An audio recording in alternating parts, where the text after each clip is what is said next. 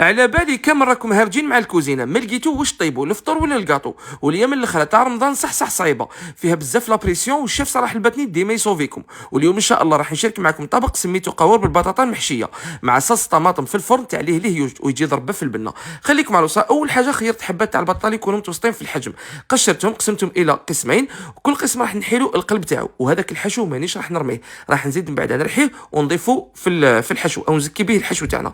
البطاطا بعد ما وجدتها راح نملحها ونجيبوا مقله نديروا فيها الزيت ونحطوا البطاطا تاعنا تاخذ لون محمر على الجهتين، ومن بعد نحيوها ونحطوها على جهه. من جهه اخرى في مقله نروحوا نوجدوا الحشو نديروا شويه تاع الزيت، عندي حبه بصل مقطعه، نص صدر دجاج، بعد ضفت ايضا كميه من الزيتون اخضر مقطع، ثلث سنه تاع الثوم، شويه تاع المعدنوس، ملح، فلفل احمر، كركم والكمون، وبطبيعه الحال البنه ما تكمل غير مع لي كوب نتاع جامبو.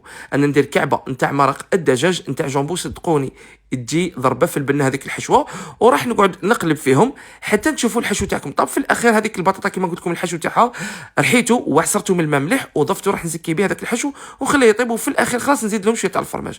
بالنسبه لاصوص طوماط في مقله درت شويه نتاع الزيت، عندي ملعقه كبيره تاع طوماط كونسونطري، ثلاث سنات تاع الثوم، وعندي ربع حبه تاع طماطم مربيين، ملح، فلفل الكحل، عندي فلفل احمر، وعندي ايضا كعبه تاع مرق الدجاج، شويه تاع الماء وورقه تاع الرند، ونخليهم على النار يغليو بيان.